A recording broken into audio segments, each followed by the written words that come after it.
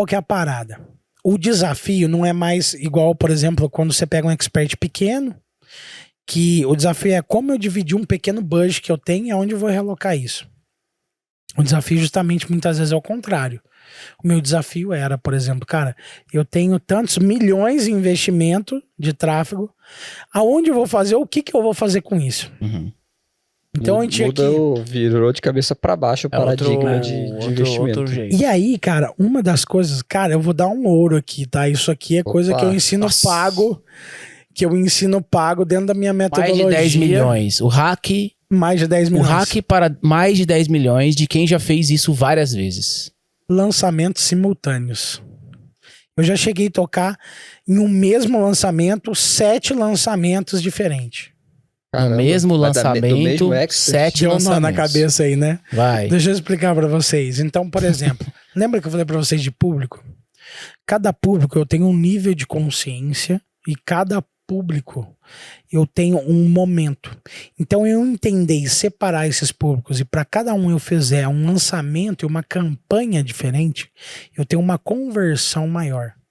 Então, por exemplo, em específico em um expert, eu tinha, por exemplo, público de ex-aluno, porque os caras têm uma taxa de recompra alta. Então, para o ex-aluno, eu tinha um anúncio e um lançamento diferente, que já era mais direto ao ponto. Fulano Bertano, que já comprou ou fez X coisas, entra aqui nesse grupo que eu tenho uma oferta super especial. Tô fazendo um meteórico. Galera que não comprou, mas está na base de envolvimento, Fulano e Bertano, vai ter a semana tal, o negócio tal, joguei para um movimento. Os caras, por exemplo, que abandonaram o carrinho, por exemplo. Cara, também uma super oferta e um lançamento diferente. Um lançamento aberto para novos públicos. Quem nem nunca esbarrou, não foi nem Mas nada. você tem que criar um produto, necessariamente você tem que criar um produto para cada coisa? Não, um produto não. Ou dar uma reembalada A gente faz, porque assim, todo lançamento ele é dividido entre a preparação, a captação, o momento de conteúdo, depois venda e recuperação. Então, nesse primeiro período, que é o momento de preparação, quanto o período de captação, e até o período ali de conteúdo, eu vou fazer vários lançamentos diferentes, que converge com esse big lançamento aberto, aonde o cara sabe que a gente está no movimento de lançamento. Inclusive, esse conteúdo maior, ou esse conteúdo de lançamento pode ajudar os outros públicos a fazer essa meio que trazer de novo essa autoridade para expert, mesmo que eu tô fazendo talvez um lançamento para um ex-aluno ou para um cara que comprou presencial, outro online, um que fez, sei lá, várias coisas, vai ajudar eu convergir na parada da venda. Só que o momento pré, eu olhando para público, eu fiz vários lançamentos simultâneos, focados em públicos diferentes, convergindo no mesmo macro conteúdo, o mesmo movimento aberto que a comunidade, o Brasil inteiro sabe, e saindo nas vendas. E na hora da venda você afunilou. Exato. Então, assim, o segredo dos 8 dígitos é fazer movimentos simultâneos e tratar os públicos separadamente. Com ofertas separadas. Com ofertas separadas. Não necessariamente um produto. Não. O produto é o mesmo, mas a oferta é diferente. Certo. Ô Zé, aí porque assim, cada um eu tenho um momento. Você ensina isso... Esse é um dos segredos, tá? Você ensina isso em assim, vamos lá, a gente tá falando num podcast. É que a gente tá no podcast, Mas você ensina isso em detalhes na formação de lançadores. Sim. Que é um dos produtos que você tem. Exato. Tem como a gente deixar o link aqui embaixo depois pra galera acessar? Formação de lançadores.com.br. Então a gente vai deixar o link aí embaixo, galera. Se você quiser especializar, entender mais, tem um produto do Zé que ele passa ali dias ensinando em detalhes, com case, exemplos. Passo a passo. Pega na mão, vamos junto fazer esses movimentos paralelos, simultâneos, toda essa engenharia. Inclusive, eu tô precisando, a Survey está precisando de lançadores, viu, Olha gente? só aí, ó. Então você faz e já sai praticamente contratado. Cheio de... Esse podcast é um podcast com vários movimentos simultâneos, né? Porque a gente já falou. É verdade. Estamos empilhando oferta aqui, hein? É verdade. É tipo isso, entendeu? Para cada público você faz diferente. Então, esse é um dos segredos, tá, gente? Existem outros segredos também, tá? Existem segredos que tem a ver com ferramentas de software, existem outras paradas, tá? Mas esse é um que faz uma diferença tremenda. Então tá, revisando então o raciocínio, para os 8, para o cara que começa a juntar... Não, 7 é a distribuição de 7 conteúdo. 7 é distribuição e recuperação. Público. Distribuição e recuperação. Aí mais de 10 milha, o cara já tem que começar a olhar para lançamentos tudo simultâneos. Vai somando, né? Então vai você empilhando. você cria bem público, feito outro. cobre fundo de funil, faz recuperação de venda. Uma dúvida, Zé. Quantas, num projeto de mais de 10 milhões, por exemplo, quantas pessoas estão envolvidas nessa história toda? E mais ou menos, qual é o budget, assim, de anúncio que você gasta? Só pra gente entender, assim... Tá, deixa eu pensar aqui num... Cara, a gente chutando pela tua experiência, assim, mais ou menos. Ó, vamos lá.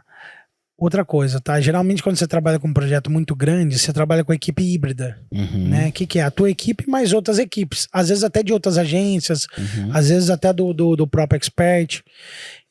Mas contando só a equipe técnica, sem equipe de venda, eu já trabalhei num projeto com 22 pessoas. Certo. Entre todos os envolvidos.